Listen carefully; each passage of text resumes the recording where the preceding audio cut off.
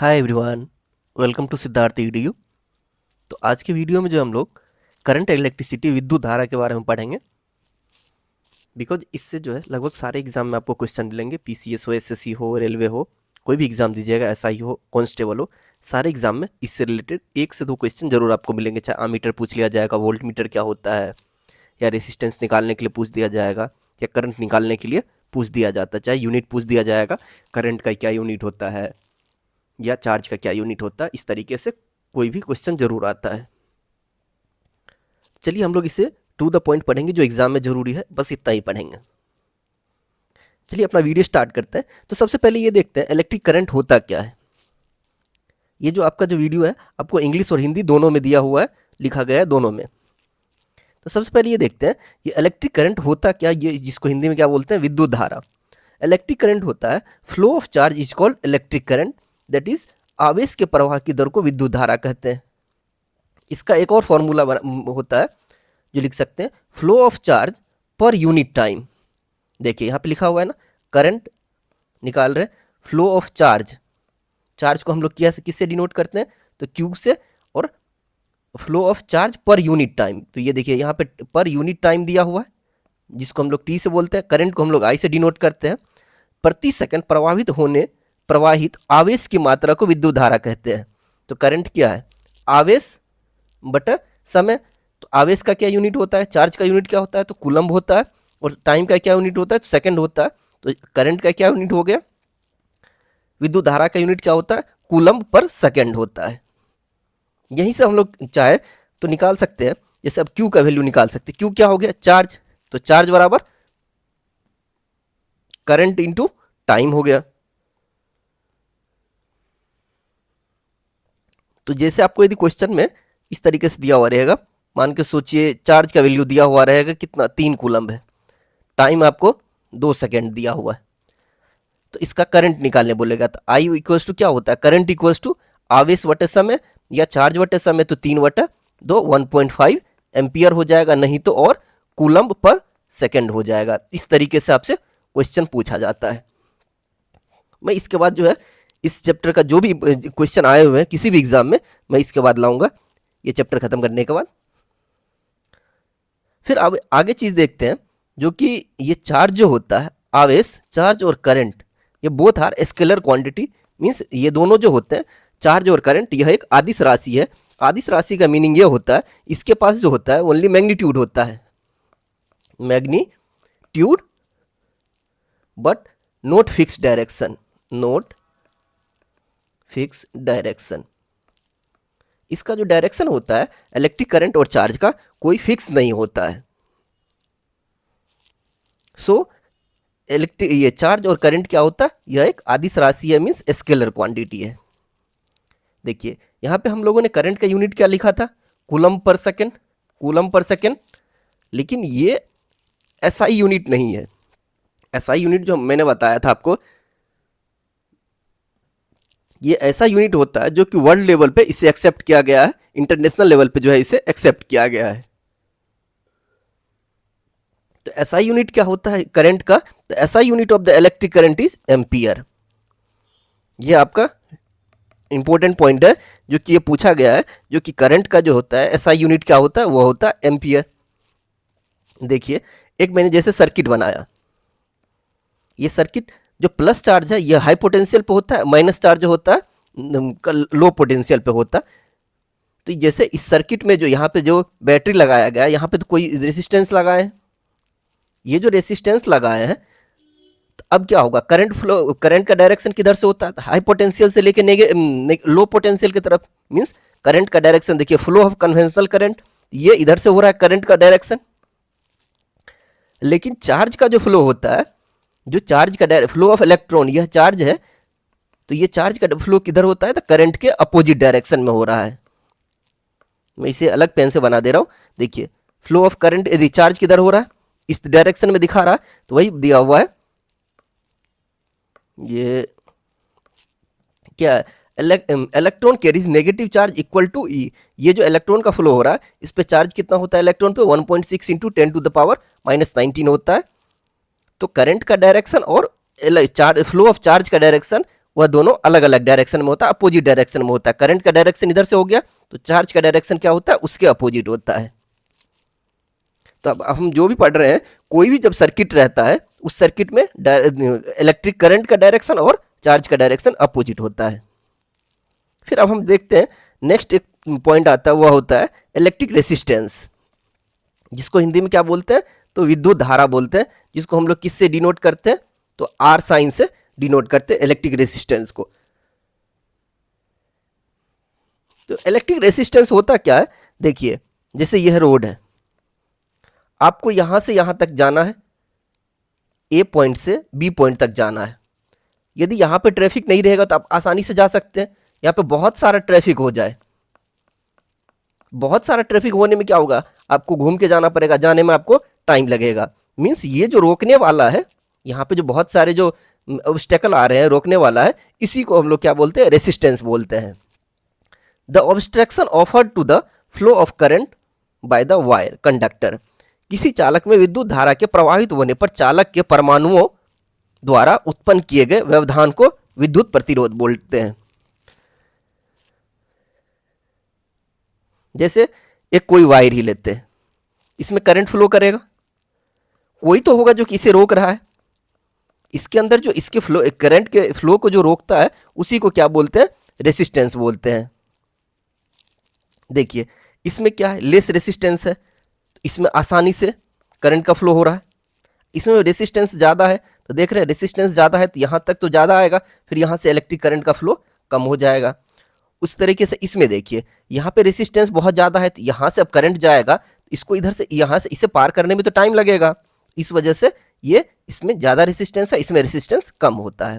तो अभी हम लोगों ने समझ गया रेसिस्टेंस क्या होता है, जो कि the obstruction offered to the flow of current by the wire, कोई भी कंडक्टर के थ्रू जो करंट फ्लो होता है और उसे जो रोका जाता है, उसी को क्या बोलते हैं, तो इलेक्ट्रिक रेसिस्टेंस बोलते हैं। इससे याद रखिएगा, ये इससे समझना बहुत आसान रहेगा आपको।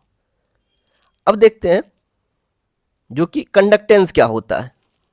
कंडक्टेंस को हिंदी में क्या बोलते हैं, चालकता, जिसको हम लोग किस चीज़ से डिनोट करते हैं, तो जी से डिनोट करते हैं।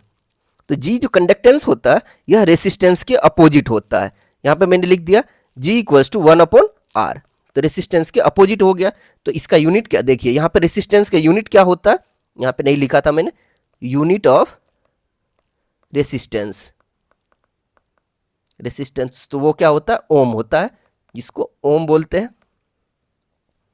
मात्रक क्या होता है, इकाई, ये यूनिट क्या होता है रेसिस्टेंस का, तो वो होता है ओम होता है। तो उसी तरीके से कंडक्टेंस का क्या यूनिट हो जाएगा, तो ओम, देखिए नीचे में क्या होगा, 1/ओम। तो ओम जो ऊपर जाएगा तो ओम इन्वर्स हो जाएगा। तो ओम जो था इसको क्या कर दिया गया, इसको भी उल्टा कर दिया। वो क्या लिखा जा रहा है, मोहो लिखा जा रहा है, MHO या सेमेन। ये तीनों यूनिट जो होता है, इकाई, ये जो दिया हुआ यूनिट यह किसका है, तो कंडक्टेंस का। चालकता का यूनिट क्या होता है, ओम इनवर्स या मोहो या सीमेन होता है, साइमेन, सॉरी साइमेन, सीमेन वो वाली नहीं। अब देखते हैं ओम्स लॉ क्या होता है। ओम जो साइंटिस्ट थे, इन्होंने जो रूल दिया था उसके बारे में देखते हैं आखिर में ओम्स लॉ होता क्या है। The voltage across a conductor is directly proportional to the current flowing through it, means चालक के सिरे पर लगाया गया विभवांतर उसमें प्रवाहित धारा के अनुक्रमानुपाती होता है।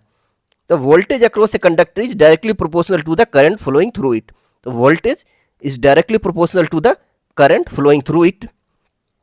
ये बोल रहा है जो कि किसी भी कंडक्टर में जो उसका जो वोल्टेज निकालेंगे वो डायरेक्टली किसके प्रोपोर्शनल होगा, समानुपात होगा, तो वह होता है करंट के। अब देखिए ये प्रोपोर्शनलिटी का साइन हटाएंगे तो एक कोई कांस्टेंट डालेंगे, तो वह कांस्टेंट क्या डालते हैं, तो वह होता है आर डालें। तो क्या हो गया, V equals to potential equals to, ये क्या होता है, V पोटेंशियल होता है, पोटेंशियल। तो V इक्वल्स टू RI या IR लिख सकते हैं। R क्या है, तो रेसिस्टेंस ऑफ द कंडक्टर, जो भी कंडक्टर जो यूज करते हैं उसका रेसिस्टेंस होता है। अभी देखा था रेसिस्टेंस का यूनिट क्या होता है, ओम होता है। तो ये फॉर्मूला आप लोग याद रखिएगा।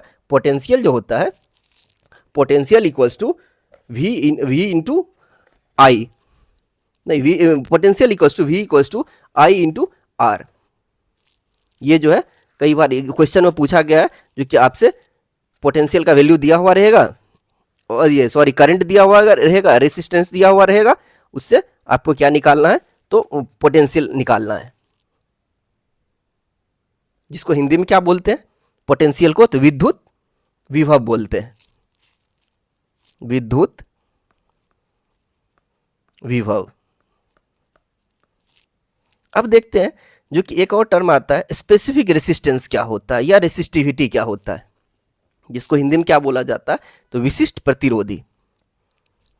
तो स्पेसिफिक रेसिस्टेंस जो होता है, the resistance R of a wire is directly proportional to its length. देखिए resistance is directly proportional to its length and R of the cross section of the area, और इसके इन्वर्सली प्रोपोर्शनल क्या होता है, area के। किसी चालक का प्रतिरोधी उसकी लंबाई के अनुक्रमानुपाती तथा उसके अनुप्रस्थ काट के क्षेत्रफल के व्युत्क्रमानुपाती होता है। मीन्स जो रेसिस्टेंस होता है directly proportional to length and resistance is inversely proportional to area, ये बोला गया है। तो रेसिस्टेंस इज डायरेक्टली ये क्या हो गया, directly proportional to length, inversely proportional to area. तो इस प्रोपोर्शनलिटी साइन को हटाएंगे तो एक कांस्टेंट डालेंगे, तो ये आर जो है, ये जो प्रोपोर्शनलिटी साइन जो हटाया, तो ये क्या साइन दिया, तो ये दिया रेसिस्टिविटी। इसी को क्या बोलते हैं, रेसिस्टिविटी ऑफ द मटेरियल। यहाँ पे अभी हम लोग पढ़ रहे थे स्पेसिफिक रेसिस्टेंस या रेसिस्टिविटी, इसको हम किस चीज से डिनोट करते हैं, तो इस तरीके से डिनोट करते हैं। तो यहाँ पे कांस्टेंट डाले, वह क्या था, रेसिस्टिविटी, तो रेसिस्टिविटी इंटू एल अपॉन ए। तो अब रेसिस्टिविटी का क्या निकलेगा फॉर्मूला, तो रेसिस्टिविटी इक्वल्स टू ये इधर जाएगा, तो R into A by L, ये आपका हो गया रेसिस्टिविटी का फॉर्मूला। अब देखते हैं resistivity of the conductor is increase with the temperature. यदि टेम्परेचर बढ़ाएंगे तो रेसिस्टिविटी भी क्या होता है, बढ़ जाता है। ये इंपॉर्टेंट पॉइंट दिया गया है, ये पूछा गया है, यदि हम टेम्परेचर को बढ़ा देंगे, तापमान को यदि बढ़ा देते हैं तो रेसिस्टिविटी क्या होता है, तो रेसिस्टिविटी भी बढ़ जाता है। देखिए एक वायर है, इसके अंदर ये पार्टिकल है,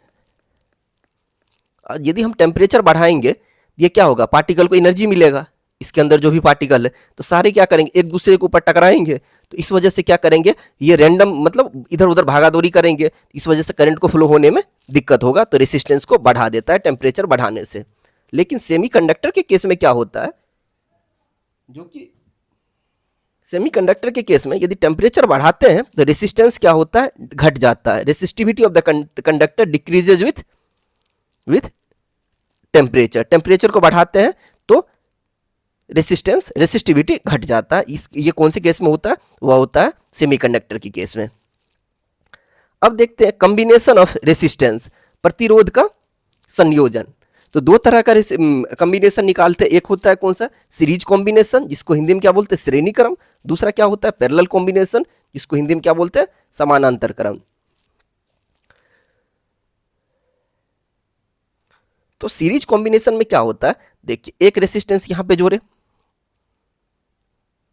इस तरीके से, फिर बैटरी से कनेक्ट कर दिए, फिर दूसरा जोड़े इस तरीके से। तो अब क्या करना है, सभी को एक ही बैटरी से, ये एक रेसिस्टेंस R1 दिया हुआ है, दूसरा रेसिस्टेंस R2 दिया हुआ प्रतिरोध, इस सब को मिला के एक ही बैटरी से कनेक्ट करेंगे। वो हम लोग देखते हैं वो कैसे हो रहा है, हम इसको कैसे कैलकुलेट करेंगे। जैसे इसमें देखिए एक बैटरी से 3 रेसिस्टेंस जोड़ा गया, R1 to R2 R3। तो अब हम ये पूछा जाएगा जो कि R नेट निकालिए, R रेसिस्टेंस टोटल, ये क्या होगा, तो सीरीज के केस में क्या होता है, रेसिस्टेंस यदि निकालना होता है तो रेसिस्टेंस को सीधे जोड़ देते हैं, तो R1 plus R2 plus R3 ये हो जाएगा। और हम ना वोल्टेज कितना दिया हुआ है, वोल्टेज बराबर Vs। अब मेरे से क्या पूछा जाएगा, अभी हम लोगों ने फॉर्मूला देखा था V equals to I R, potential बराबर करंट इंटू रेसिस्टेंस। अब यदि यहाँ से करंट यदि पूछ दिया जाएगा तो I यदि निकालेंगे तो V बटा R हो जाएगा। तो V कितना है, Vs बटा R कितना है, R1 plus R2 plus R3। इस तरीके से हम लोग करंट निकालते हैं।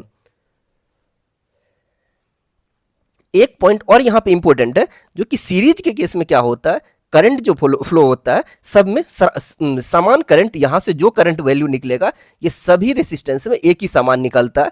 That is in series combination current is same in all resistance, in all resistance. यदि इसके साथ मान के सोचिए 1 एम्पियर 2 एम्पियर करंट फ्लो हो रहा है, इसमें भी 2 एम्पियर फ्लो होगा, इसमें भी 2 एम्पियर फ्लो होगा, यह कहना चाह रहा है।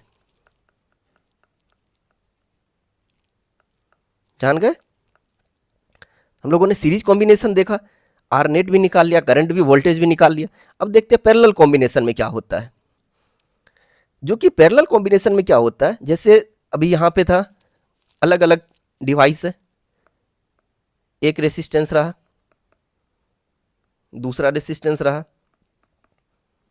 अब इसको क्या करना है, तो पैरेलल कॉम्बिनेशन में जोड़ना है। तो 3 रेसिस्टेंस दिया हुआ है, R1 R2 R3 सारे पैरेलल में दिया हुआ और एक ही बैटरी से निकाला गया।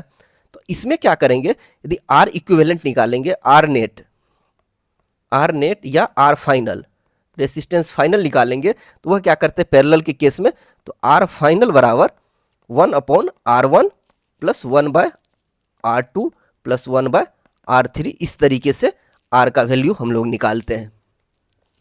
मीन्स जो कि पैरेलल के केस में क्या होता है, रेसिस्टेंस जब भी निकालते हैं तो इसको उल्टा कर देते हैं तब जोड़ते हैं। तो 1/R फाइनल क्या होगा, R1 R2 R3, इस तरीके से आप एलसीएम निकाल लीजिएगा, जो भी होगा फिर इस तरीके से R फाइनल निकाल लीजिएगा। फिर पूछा जाएगा करंट क्या होगा, तो I = V/R। तो V कितना हो, V रेसिस्टेंस जो भी आया टोटल वो फाइनल, तो R फाइनल निकाल देंगे। देखिए एक चीज और देखते हैं, इसमें जो करंट फ्लो हो रहा है, यदि यहां से किसी कारणवश से ये खराब हो गया, तो इससे कहीं तक, इसके आगे कहीं इलेक्ट्रिक करंट फ्लो नहीं करेगा। यदि मान के सोचिए यहां भी खराब हो गया, तो यहां तक तो फ्लो होगा, आगे तो करंट फ्लो ही नहीं होगा, तो क्या होगा, सर्किट कंप्लीट नहीं हो जाएगा। मीन्स सीरीज के कॉम्बिनेशन में यदि कहीं एक जगह खराब होता है तो सारे के सारे डिवाइस जो होते हैं वह खराब हो जाते हैं।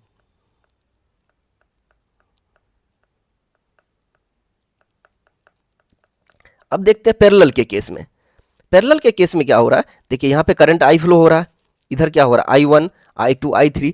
मान के सोचिए गलती से यहाँ पे खराब हो गया, तो ये क्या होगा, इधर से तो करंट जाएगा, इस तरीके से नीचे आ जाएगा, इधर से भी जाएगा, इधर से भी फ्लो हो जाएगा। मीन्स एक ही खराब हो जाएगा, ये 2 और 3 नंबर तो चलता रहेगा। तो इस तरीके से क्या होता है, घर में जो होता है, हम लोग किस तरह का इलेक्ट्रिक ये कॉम्बिनेशन यूज करते हैं, तो घर में यूज किया जाता है parallel combination, used in house, used in home this type of, मतलब घर में जो ये यूज करते हैं, किस टाइप का ये कॉम्बिनेशन यूज करते हैं, पैरेलल कॉम्बिनेशन। आपने देखा होगा घर में क्या होता है, एक बल्ब फ्यूज होता है, ऐसा नहीं होता है जो कि कहीं भी कुछ खराबी होने से पूरा सर्किट ही, मतलब पूरा घर का ही लाइट चला जाता है। क्या होता है, कभी खराबी होता है तो किसी एक बल्ब में खराबी होता है, तो एक खराब हुआ तो इसे सही कर देते हैं, चाहे इसे रहने देते हैं, चाहे कुछ भी करते हैं, लेकिन उसके अलावा जो भी डिवाइस होता है वो सारे डिवाइस काम कर रहा होता है, चाहे पंखा हो या बल्ब हो, कुछ भी हो, वो चलता रहता है। पैरेलल के केस में क्या होता है, अभी हमने यहाँ पे क्या देखा था, इसमें करंट सभी डिवाइस में सेम रहता है, लेकिन पैरेलल के केस में क्या होता है, वोल्टेज सभी में, सभी रेसिस्टेंस में वोल्टेज जो होता है, voltage is same in all resistance. अब हम लोगों ने पैरेलल कॉम्बिनेशन भी देख लिया, सीरीज कॉम्बिनेशन भी देख लिया। अब आगे हम लोग क्या देखते हैं, इलेक्ट्रिक पावर क्या होता है, जिसको हिंदी में क्या बोलते हैं, विद्युत शक्ति। पावर को हम लोग P से डिनोट कर रहे हैं। पावर क्या होता है, the rate at which electric energy is consumed in an electric circuit. एक इलेक्ट्रिक सर्किट में कितना एनर्जी कंज्यूम होता है, विद्युत परिपथ में ऊर्जा के क्षय होने की दर को विद्युत शक्ति बोलते हैं। इसका यूनिट क्या होता है, वाट होता है। देखिए अभी इस केस में क्या है, स्विच ऑफ है, बल्ब नहीं जल रहा है, स्विच ऑन कर दिए, बल्ब जलेगा। अब ये कितना एनर्जी कंज्यूम कर रहा है ये बल्ब, उसी को वाट बोलते हैं, पावर बोलते हैं। किस दर से, किस रेट से ये एनर्जी को ले रहा है, ये बैटरी से ये जो एनर्जी तो जरूर लेगा, तब तो कुछ टाइम के बाद बैटरी डिस्चार्ज हो जाता है। तो ये क्या करता है, किस रेट से एनर्जी को ले रहा है, उसी को क्या बोलते हैं, तो पावर बोलते हैं। पावर का यूनिट क्या होता है, तो वाट होता है। पावर का फॉर्मूला क्या होता है, जैसे आपको पूछा जाएगा पावर निकालने के लिए, तो क्वेश्चन में जो रहेगा ये वोल्टेज रहा, वोल्टेज, ये करंट रहा, ये क्या रहा, रेसिस्टेंस, रेसिस्टेंस। यदि आपको क्या दिया रहेगा, वोल्टेज दिया रहेगा, करंट दिया हुआ रहेगा, पूछेगा पावर निकालने की तो क्या हो जाएगा, V इंटू आई।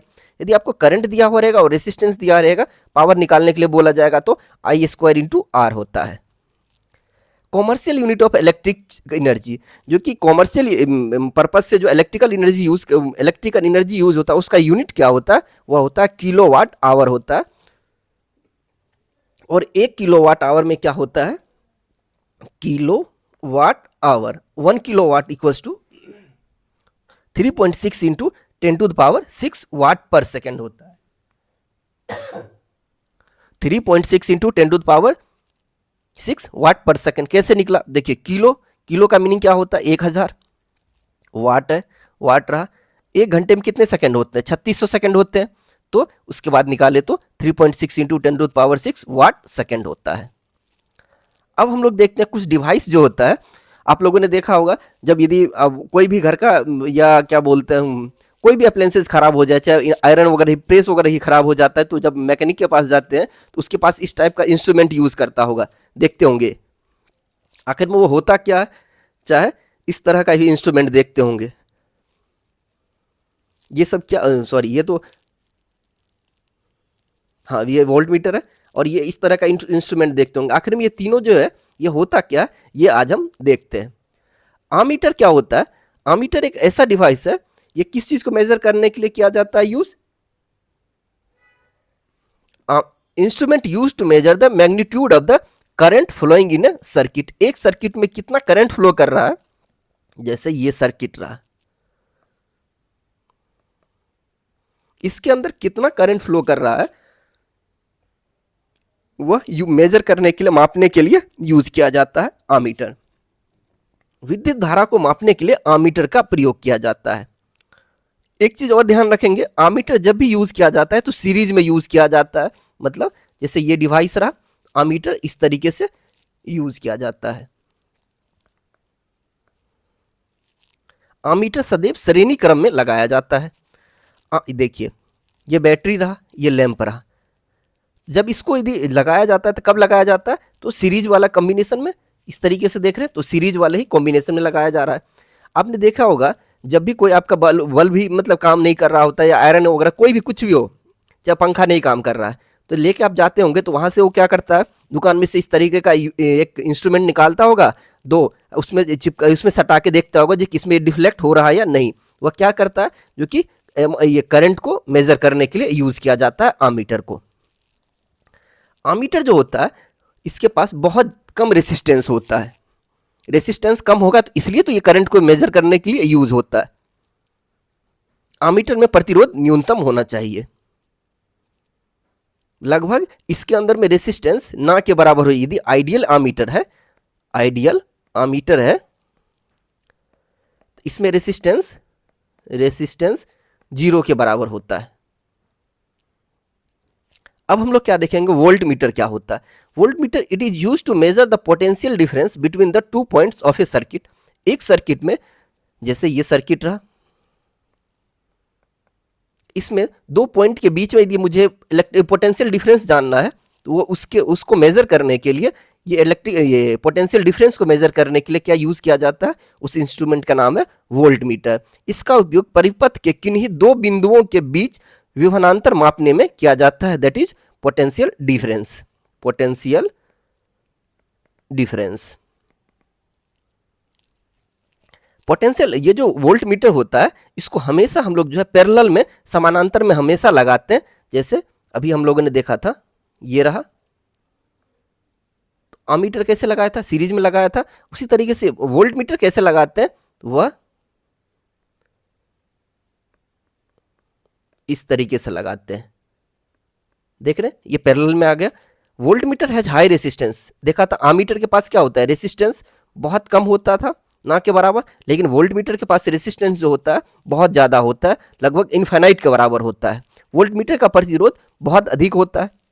देखिए ये नॉर्मल कंडीशन में ये था डिवाइस।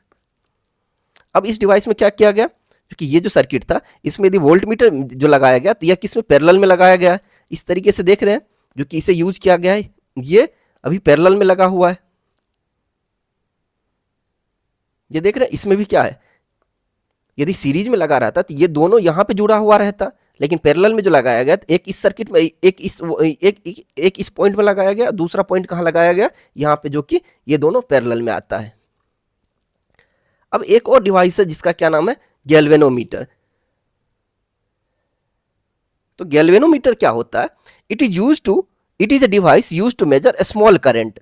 यदि छोटा करंट कितना फ्लो हो रहा है, सबसे कम, जो कि स्मॉल अमाउंट ऑफ करंट को मेजर करने के लिए यूज किया जाता है किसी भी सर्किट में।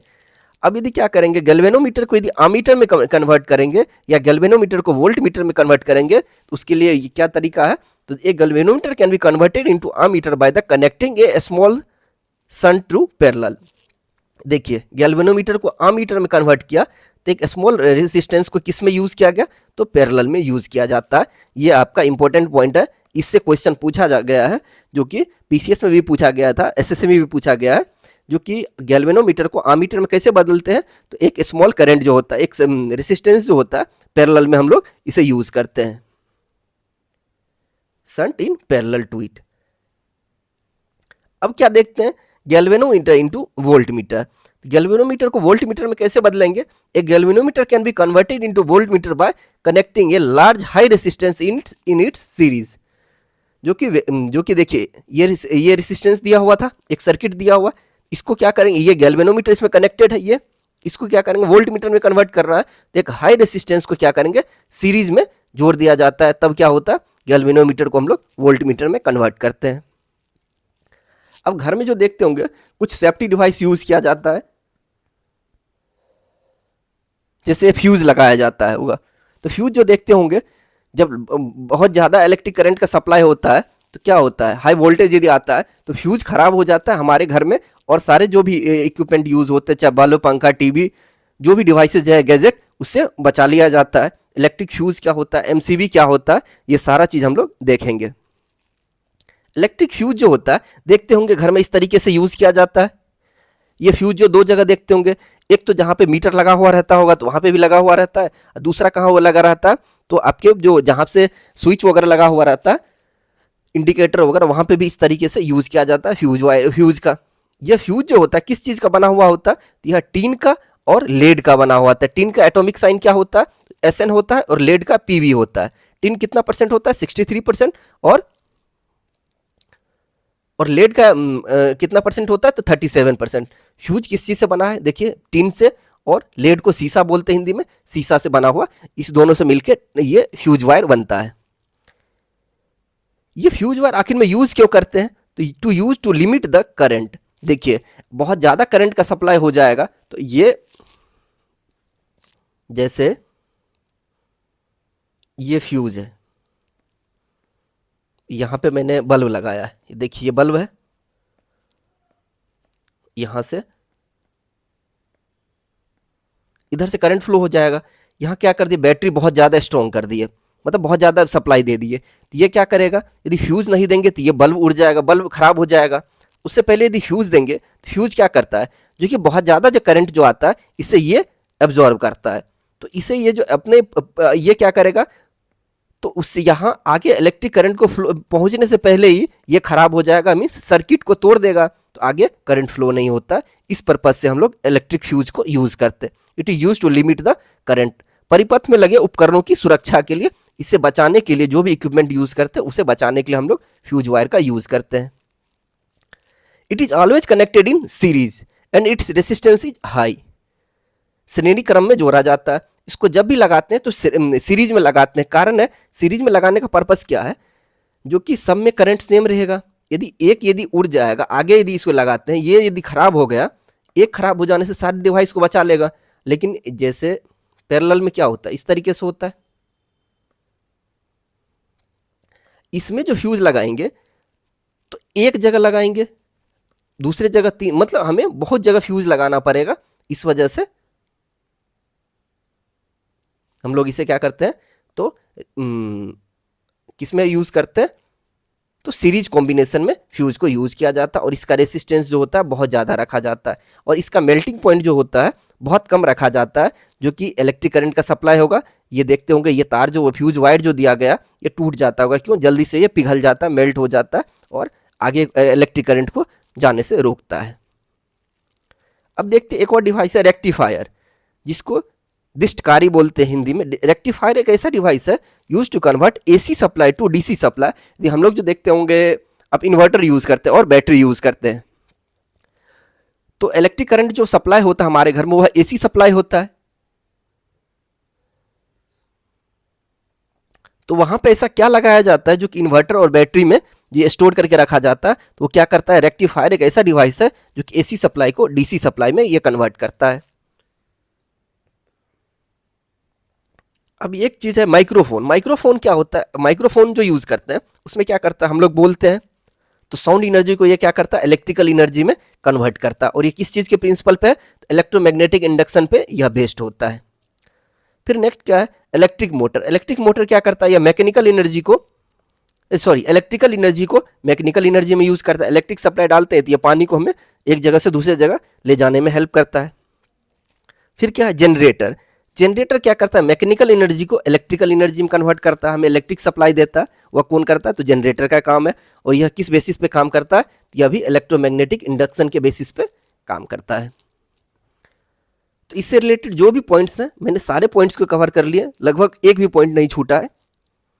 तो आपको वीडियो कैसा लगा प्लीज़ ज़रूर कमेंट कीजिएगा, चैनल को सब्सक्राइब कीजिएगा, शेयर कीजिएगा एंड लाइक कीजिएगा। इसके बाद जो है मैं क्वेश्चन इसका लाऊंगा, इससे रिलेटेड जो भी क्वेश्चन आए हुए हैं।